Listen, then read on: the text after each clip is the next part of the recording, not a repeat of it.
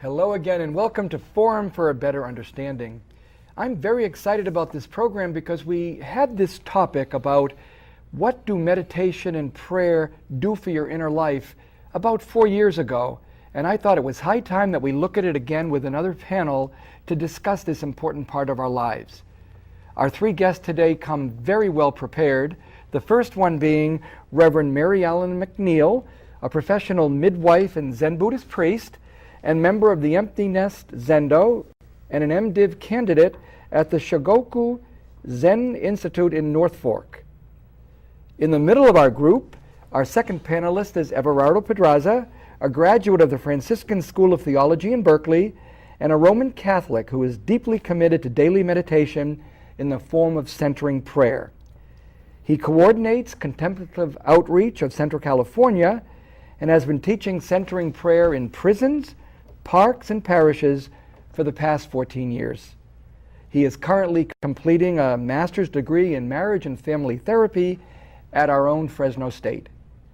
And across from me is Dr. Veena Kapoor, a member of the Brahma Kumaris World Spiritual Organization and a daily practitioner and teacher of Raja Yoga for over 20 years. We have such a rich table today with all of your experience, but let's invite people to look at some websites. Greg, can you post the websites showing all the different places where people could be going right now or later to find resources for meditation and for spirituality? They are Christian, they are Zen, and they are Raja Yoga, so please look at those sites, go to the websites later, and let's talk about that. Right now, our guests are ready to answer 5 questions, and the first one would be this. Could you share briefly one experience, perhaps recent or typical, that would let our viewers know the type of spirituality that you are really finding personally enriching in your life? Mary Ellen, could you open? Well, I just got back from a 3-week intensive retreat. And it was a monastic type of retreat because Zen is basically a monastic tradition. So this was to give people who are basically based in the world, Zen clergy who are based in the world, some sense of what the monastic life is like, working together, living together, meditating together, and learning from our teachers. Everardo, what would be one thing you could start us off with? Sure. I just returned from a 3- and 7-day centering prayer retreat that we had at St. Anthony's Retreat Center in Three Rivers. And it was our 7th 3-day weekend retreat and our first 7-day centering prayer retreat that has taken place there. And it was well attended, and there was a deep interest in cultivating a contemplative prayer practice, and so that was very encouraging and heartening. Now, Veena, something that's been going on for a long time. Tell us about some of your weekly spiritual experiences at your home. The weekly classes we have at our home, it's set up to really give people an opportunity to experience their inner peace, inner calm. So we have silence time and also time for guided meditation. It's both included in the hour of meditation that we hold. Plus there is time for feedback at the end that allows them to really ask questions. The whole effort is right now people looking for stress reduction and experiencing inner peace and finding ways to let go of some of their negativities. So that's our focus in meditation, enabling people to experience inner peace find answers through silence. And there have been any variety of examples how people have been able to, deal with anger and become more compassionate. So they share some of their experiences as well. So one thing we should really do from the very start, I suppose, is have each one of you define your understandings of meditation. You've seen how you do these experiences yourselves, but let's help our viewers understand the concept itself. Meditation, Mary Ellen, what is it for you? Well, in Zen meditation, we call our style of meditation just sitting. And we assume the posture that people are used to seeing in statues of the Buddha and things like that. An alert, upright posture, and with our eyes slightly open and our hands in a certain position, and we just breathe and watch our breath. Turn our attention to our breath, see what arises, let it go, see what arises, and let it go. So that's the essence of it. How long might you do that? Well, you can do it for 5 minutes, you can do it for 40, 50, 60 minutes. In our practice, we do it for 25 or 30 minutes because we're kind of getting old and it's hard to sit in those positions for very long. But any amount, really, it's not necessarily a specific amount, so any amount of time. Everardo, for our viewers, from your experience, meditation, what is it?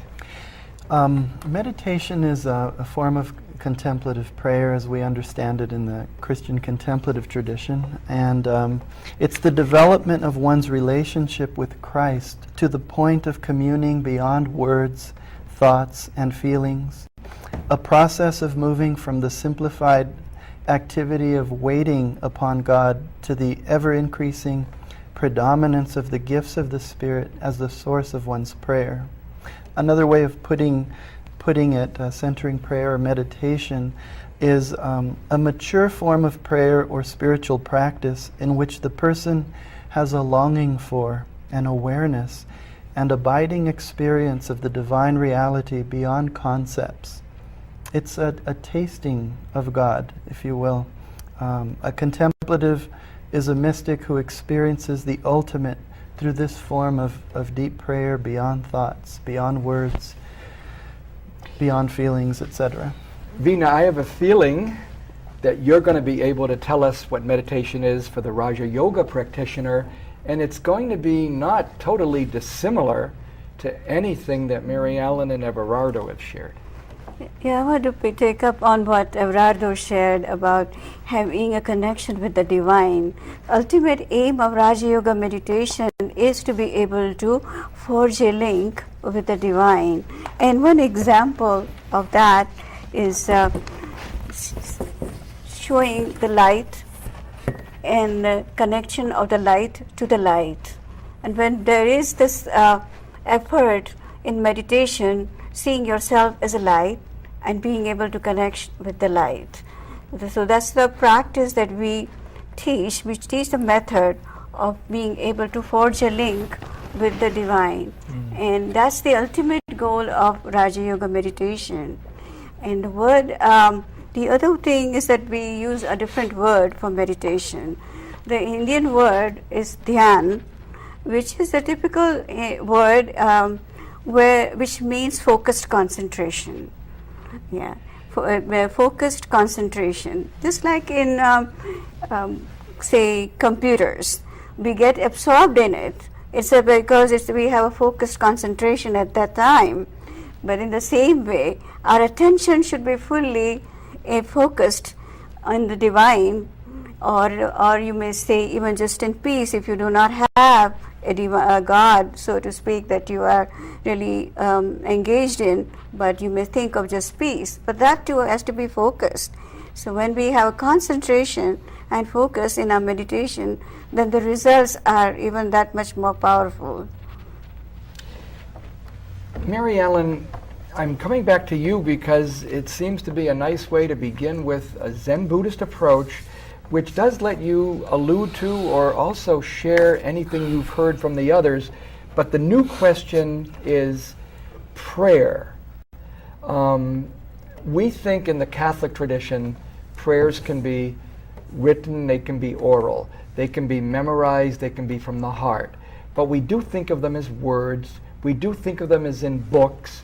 I'm wondering if you're going to share with us the depth of what a Zen person thinks when the word prayer is part of their vocabulary.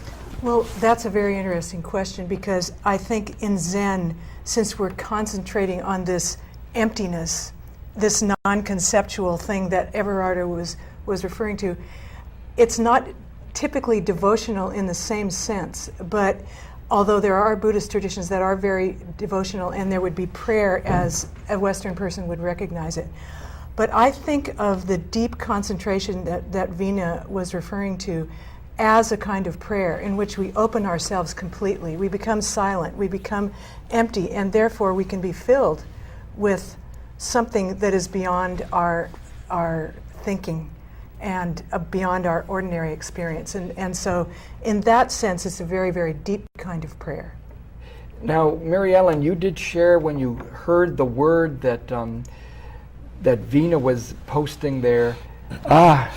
That's actually another way to say Zen. Tell us the connection between Veena's concept and your whole spirituality.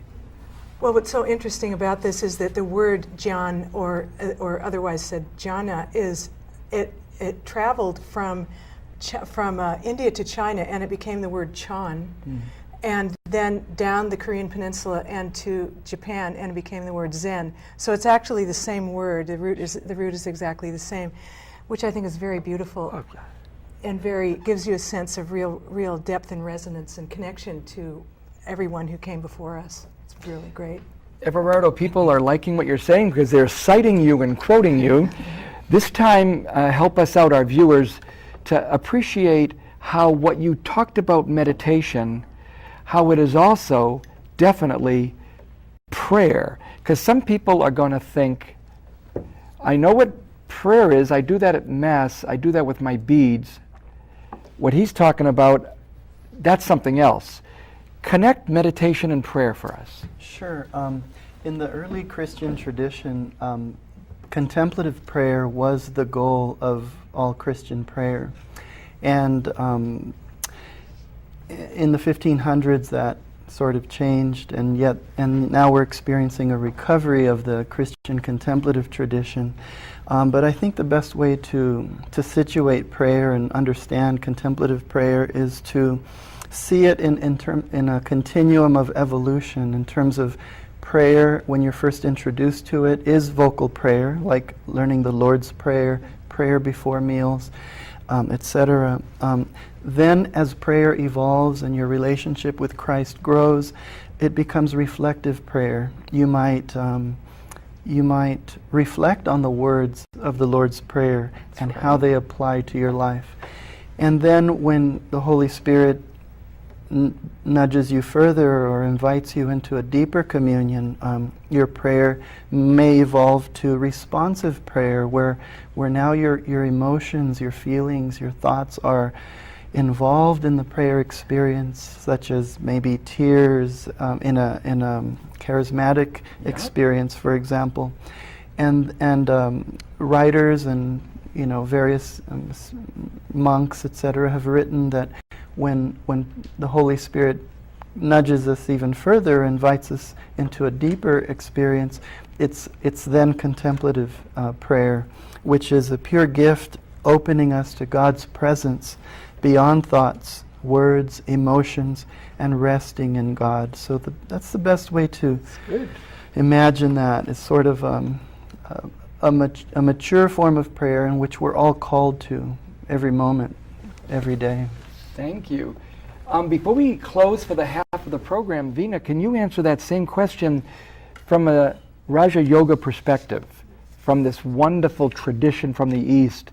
What do you understand as prayer? Prayer is practiced in Hindu tradition, involves use of music, bells, would involve rituals sometimes, and also their prayers can be done in silent repetition of certain chants. but you are still within, very much in the consciousness of your physical self. Whereas in meditation, you go beyond sound. You disconnect with all the physical sense organs, so to speak, because you are really taking yourself beyond sound, so focused in silence. So you open your heart and open your mind to listen rather than ask or say anything, but you are just listening to any message or any explanation that needs to come to you. Thank you very much, Veena. Thank you, Everardo and Mary Ellen. We have reached the half point of our program, unfortunately, which means we have to take a break for a minute, but stay tuned. We'll be right back to continue with some more interesting insights and very personal convictions about the importance of the inner life and meditation. Stay tuned. KNXT thanks all its loyal viewers and respected businesses who have supported your Catholic television station. Now you can support KNXT with program underwriting by having your name, your company's name, or organization associated with your favorite program. Detailed information about you or your company will appear before and after each program or day part you select. Keep the quality and spiritual message alive and make a difference. Call 559-488-7440 today or go online at knxt.tv to find out more about program underwriting on KNXT. Hello again, and welcome to the second part of our discussion on meditation, prayer, and the inner life. I wonder if we could take up that inner life issue right now. Mary Ellen, we've talked about other items. Now bring us deeply in. What is the inner life for a Zen Buddhist? Well, inner life, in a way, is, you could say, the seat of deep spiritual awareness and the source of the access to wisdom and compassion that surrounds us and interpenetrates us at all times. But in Buddhism, inner life is not separate from the absolute or the divine, nor is outer life, but there are things that can get in the way of, their behaviors, I guess, or attitudes of mind that can get in the way of our knowing this, of our appreciating this, of our realizing this. And they are our tendencies towards greed and grasping, hate and aversion, and ignorance and delusion.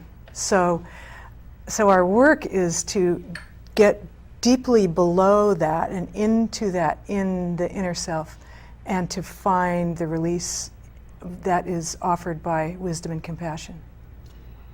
I can identify with that without being a Buddhist. From a Catholic Christian perspective, Everardo, is there anything else that becomes part of what for us is our inner life? Sure. Well, I resonate with what Mary Ellen just shared in terms of that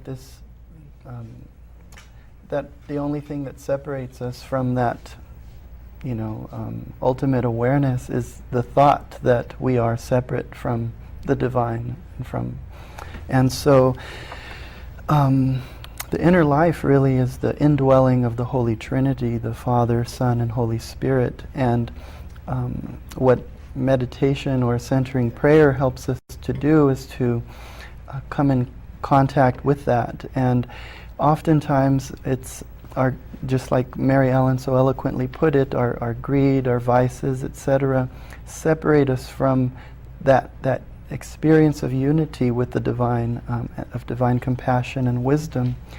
And very briefly, the regular practice of a centering prayer practice helps us to begin to clear out those obstructions that get in the way through a process called divine therapy, which is basically the healing of our emotional wounds of a lifetime.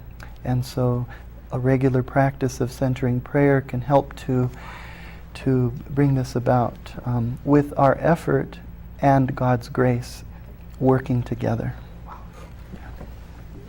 We'll be talking more about that when you're able to tell us some of the immediate or long-range benefits of this effort to meditate. Your turn, Veena. What is the internal life, the inner life for a Raja Yoga practitioner? It is not too different from what was already shared about Everardo. because it is a journey going within and getting to know ourselves again as spiritual being, and increasing that spiritual awareness of who we are as really souls, beings of light. And more we get in touch with our inner being and experience that inner peace and calm, the more we are able to really engage in cleansing all the anger and all the greed or any other negativities or toxins that are within us. And it takes the power of peace and the power of love that we can also take from the divine, from our engaging into a connection with the divine. We take that power that helps us to be cleansed from all the negativities, and we experience healing. And along with that, when we really identify ourselves as spiritual being, and what we use, the word we used is soul consciousness, bringing soul consciousness in our practical life and becoming more aware. Whatever I do, my ordinary actions also be done with that spiritual awareness, that soul consciousness. Our last question would be able to have many answers, so I'll limit you to one if you don't mind. The main benefit that you would share with our viewers for doing this practice, for meditating, for centering yourselves, for getting emptied out, what are the main benefits? Mary Ellen. I think the main benefit is we don't just do this when we're sitting in meditation, when we're on the cushion. We take this meditative attitude into the world, into everything that we do, so that we're constantly paying attention and we're constantly trying to bring this awareness that is wisdom and compassion to everything we do. Now, I think my husband would say, I'm a lot nicer and and more patient. So it has very concrete benefits. Thank you. And Everardo. Well, I guess centering prayer would concur with what Dr. Herbert Benson, Harvard Medical School professor, discovered in the late 70s in his book, The Relaxation Response, that it can lower your blood pressure, it can, de-stress, your lower levels of stress hormones, normalize blood pressure, pulse rate, etc. So there's a lot of scientific sort of benefits, but at the same time, if one wants to cultivate a relationship of intimacy with God, that would probably be one of the first and foremost benefits. And in addition to stress relief and perhaps an activation of the virtues, become more enlivened through a regular sitting practice. Thank you. And we could all, each of us, go on and on, but thank you for letting me share. The one. Veena, one of these benefits. I would echo, according to what I heard from Mary Ellen, that spiritual awareness, as what I said earlier about soul consciousness, when we maintain that, it definitely has an influence on our personality and therefore also our relationships. And people do begin to see a difference in how we are interacting. So that's definitely a benefit in our own lives. It also helps us in managing pain and suffering which may come in our path, which is we cannot deny or let go of, but in order to deal with situations of suffering or pain, physical or emotional, we feel the inner strength in us. We have about 4 minutes and we're going to run through 10 upcoming chances to take advantage of this wonderful practice. Veena, you're up first. We have weekly meditation classes, and these are at our home, and anyone is welcome. There is no other requirement, there is no other charge. And then we also have one every Wednesday at St. Paul Newman Center, again with the same format. Anyone is welcome to come and participate. Thank you. Oh, we have an upcoming event. This will be coming up in September. We'll be telling you much more about Mike George, who is coming, compliments of the Brahma Kumaris community. We have a 7-day centering prayer retreat at St. Anthony's Retreat Center. It'll be our second one there. Beautiful retreat center. Beginners as well as experienced practitioners are welcome. Within the 7-day centering prayer retreat, there's a beginning workshop incorporated in it, so all are welcome. We have on January 11th through the 13th our New Year 3-day centering prayer retreat for those that are interested in a 3-day centering prayer retreat.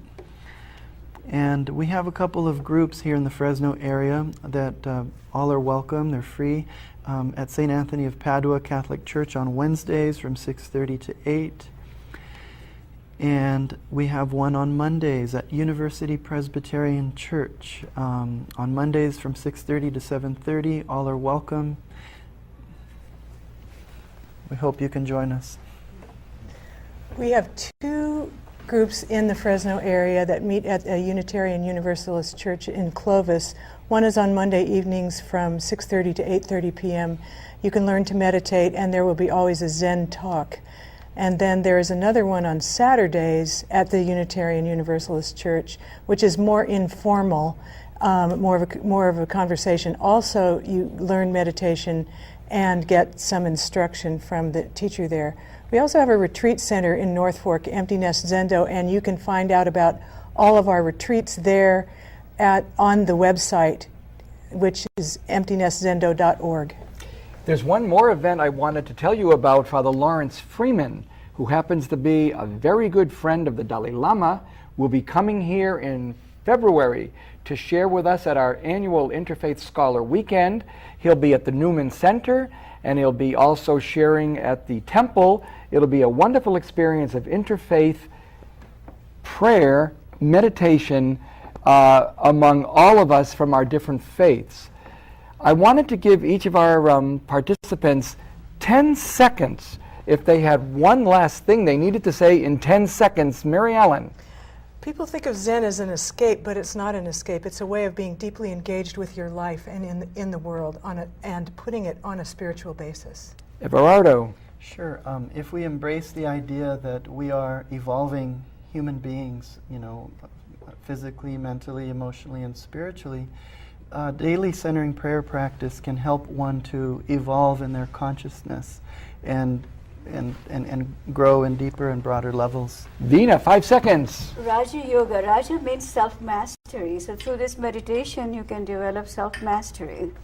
Thank you very much. I want to wish all of you a good week and to hope to have you back next week. Maybe you'll even say, I'm going to come back, Jim, and I'm going to have meditated, even if it was for 2 minutes. Till then, God bless.